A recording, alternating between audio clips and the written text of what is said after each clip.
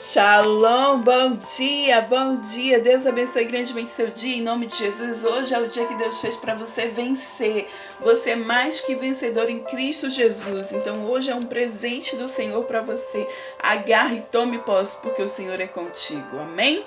Estamos aqui no devocional capítulo 18 do livro de 2 Reis, e eu tô vendo aqui que é sobre o reinado de Ezequias, e eu sou apaixonada por essa história de Ezequias e Senaqueribe, o quanto ele foi obediente ao Senhor, o quanto ele ali abriu o coração, rasgou o coração e confiou no Senhor e viu o milagre de Deus na sua vida.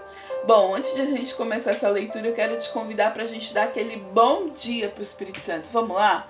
1, 2, 3 e... Bom dia, Espírito Santo de Deus. Senhor, obrigada pelo presente que o Senhor nos deu, que foi a nossa vida. Obrigada por nos acordar hoje. Obrigada, Deus, por ter nos tirado da cama. Obrigada, Senhor, pela nossa família, pelo ar que respiramos. Obrigada, Senhor, pelos livramentos, Deus, que o Senhor nos dá todos os dias. Obrigada, Deus, pelas bênçãos. Muito obrigada, Deus. Queremos te honrar, te agradecer com tudo. Também te pedimos ajuda. Espírito Santo, ministra o nosso coração. Espírito Santo, fala conosco. Espírito Santo, nos traz discernimento espiritual. Em nome de Jesus, queremos ter revelação do alto. Queremos entender a tua palavra. Ajuda-nos em nome de Jesus. Amém? Glória a Deus, aleluia. Então, vamos aqui, capítulo 18 do livro de 2 Reis. E começa aqui. No terceiro ano do reinado de Oséias, filho de Elá, rei de Israel, Ezequias, filho de Acais, rei de Judá, começou a reinar.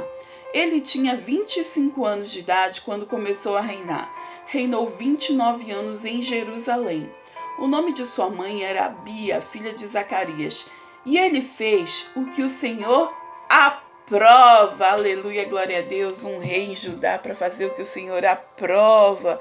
Glória a Deus. Aqui, o Senhor aprova, tal como tinha feito Davi, seu predecessor. Lembra que eu falei, né, que Davi agora é referência. E Ezequias fez parecido com Davi. Aleluia. Ele removeu altares idólatras, quebrou as colunas sagradas e derrubou os postes sagrados, despedaçou a serpente de bronze que Moisés havia feito, pois até aquela época os israelitas lhe queimavam incenso e era chamada de Neustã. Imagina que já tinha virado até algo lá importante, né? Tinha mais de 1000 anos que a serpente de bronze estava lá que Moisés tinha feito, e as pessoas ofereciam coisas ali, né, incenso a ela, então já era uma idolatria a serpente. Lembra que Deus mandou, né, Moisés fizesse a serpente, mas agora ela já era algo de adoração. E Ezequias fez até isso, derrubou a serpente de bronze, né? Ele derrubou os altares, ele acabou com a idolatria lá daquela forma, e até a serpente, que já era algo importante em Israel, ele também derrubou. Versículo, e é assim, viu? Vamos lá, vamos eliminar, sabe, da raiz a tudo que possa nos trazer idolatria, que tire Deus do primeiro lugar. É assim mesmo. Versículo 5. Ezequias confiava no Senhor, o Deus de Israel. Nunca houve ninguém como ele entre todos os reis de Judá, nem antes nem depois dele. Ele se apegou ao Senhor e não deixou de segui-lo. Ele obedeceu aos mandamentos que o Senhor tinha dado a Moisés, e o Senhor estava com ele. Ele era bem-sucedido em tudo que fazia. Rebelou-se contra o rei da Síria e deixou de se submeter a ele. E desde as torres das sentinelas até a cidade fortificada, ele derrotou os filisteus até Gaza e o seu território. Versículo 9.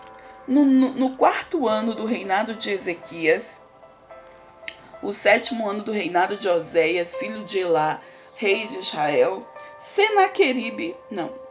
rei de Israel, seu Manasé, rei da Síria, marchou contra Samaria e a cercou.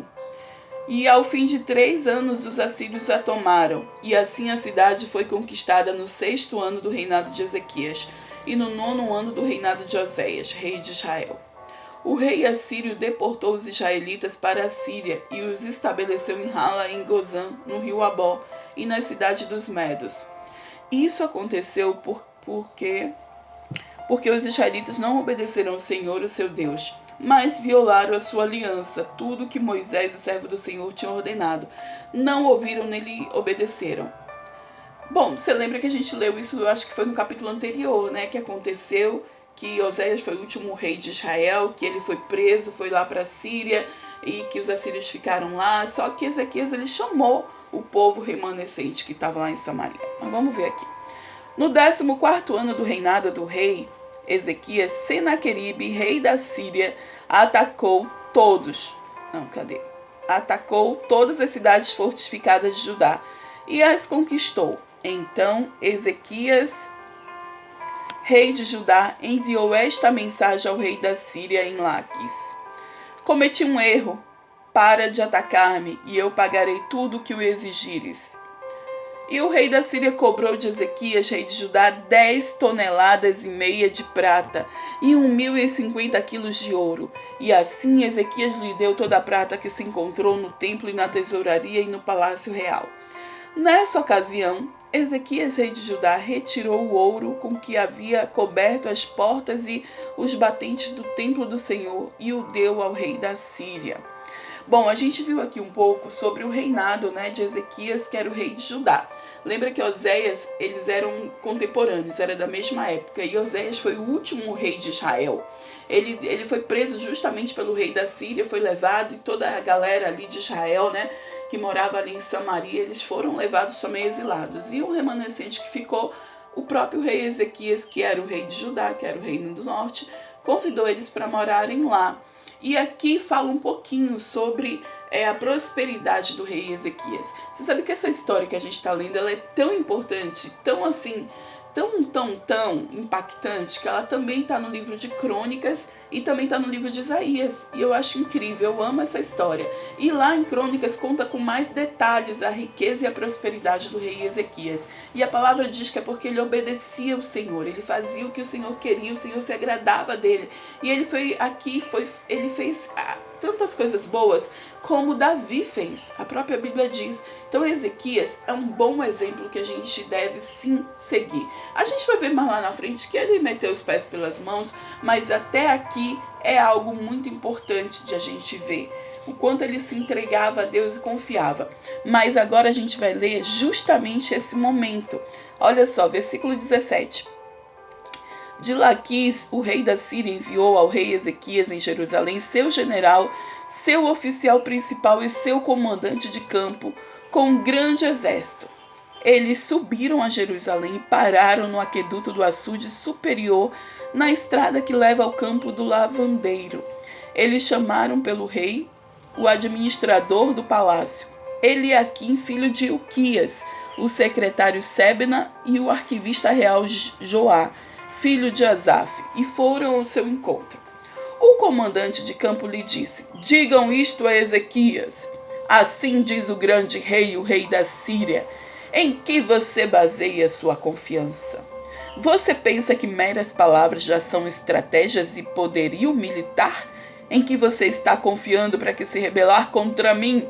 Você está confiando no Egito? Aquele caniço quebrado que espeta e perfura a mão do homem que nele se apoia? Assim o faraó, rei do Egito, retribuiu a quem confia nele.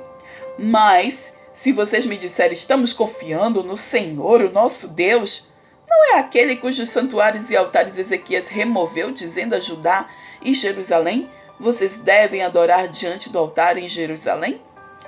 Aceite, pois, agora o desafio do meu senhor, o rei da Síria. Eu lhe darei 2.000 cavalos se você tiver cavaleiros para eles. Como você pode derrotar o mais insignificante guerreiro do meu senhor? Você confia no Egito para lhe dar carros de guerra e cavaleiros? Além disso, será que vim atacar e destruir este local sem uma palavra da parte do Senhor? O próprio Senhor me disse que marchasse contra este país e o destruísse. Então Eliaquim, filho de Ilquias, Sebna e Joá disseram ao comandante de campo: por favor, fala com teus servos em aramaico, porque entendemos essa língua. Não fales em hebraico, pois assim o povo que está sobre os muros o entenderá. E o comandante, porém, respondeu: será que meu senhor enviou-me para dizer essas coisas somente para o seu Senhor e para você, e não para os que estão assentados no muro, que com vocês terão que comer as próprias fezes e beber a própria urina? Então o comandante levantou-se e gritou em hebraico: ouçam a palavra do grande rei, rei da Síria. Assim diz o rei: não deixem que Ezequias os engane. Ele não poderá livrá-los da minha mão. Não deixe Ezequias convencê-los a confiar no Senhor quando diz: com certeza o Senhor nos livrará. Esta cidade não será entregue nas mãos do rei da Síria. Não deem ouvidos a Ezequias, assim diz o rei da Síria. Façam paz comigo e rendam-se. Então, cada um de vocês comerá de sua própria videira e da sua própria figueira e beberá água da sua própria cisterna, até que eu venha e os leve para uma terra igual à de vocês, terra de cereais, de vinho, terra de pão e de vinhas, terra de oliveiras e de mel. Escolham a vida e não a morte. Não deem ouvidos a Ezequias, pois ele o está iludindo quando diz: o Senhor nos livrará. Será que o Deus de alguma nação conseguiu livrar na sua terra das mãos do rei da Síria? Onde estão os deuses de Ramate e de Arpade? Onde estão os deuses de Sefarvaim, de Ena e de Iva? Acaso livraram Samaria das minhas mãos? Qual dentre todos os deuses dessas nações conseguiu livrar sua terra de meu poder? Como então o Senhor poderá livrar Jerusalém das minhas mãos? Mas o povo permaneceu calado e nada disseram. E nada disse em resposta, pois o rei tinha ordenado: não lhe respondam. Então os administradores do palácio, Eliaquim, filho de Ilquias, o secretário Sebna e o arquivista real Joá, filho de Asaf, retornaram com as vestes rasgadas a Ezequias e lhes relataram o que o comandante do campo tinha dito. Minha gente, isso aqui é o próprio diabo desafiando você, é o próprio Satanás dizendo que ele tem o poder, que ele pode todas as coisas, sabe? É o próprio Satanás colocando tanta coisa na sua frente que você fica cega, muda e surda e não consegue ver o poder de Deus. Eu imagino isso aqui, Ezequias recebendo essas notícias, né, terríveis, porque o rei da Síria realmente tinha destruído Israel, mas você lembra que o rei de Israel não era com Deus, né?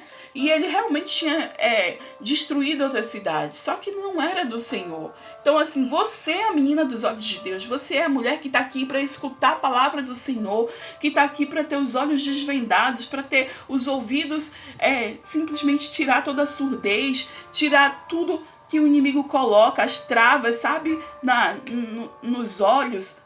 Por quê? Para que você entenda que Deus é muito maior do que tudo isso, que sim, nós podemos confiar no Senhor, que em Deus nós podemos todas as coisas, que Ele nos fortalece, que nós com Deus somos maioria, que o Senhor nos escolheu, que você é favorecida do Senhor, que você é a menina dos olhos de Deus, que você é bendita, você é agraciada, você é aquela que Ele escolheu antes de você estar no ventre da sua mãe.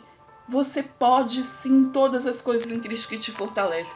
Então essa carta aqui que o rei da Síria mandou para o rei Ezequias, ameaçando, colocando ele ali em situação ruim, isso porque ele queria que ele continuasse escravo dele, né? Essa carta é de amedrontar sim, é de o coração, sabe, de a fé balançar, mas nós precisamos ficar firmes. Nós servimos a um Deus todo-poderoso. E no próximo capítulo a gente vai ver a resposta de Ezequias, qual foi a atitude de Ezequias e o que nós devemos fazer.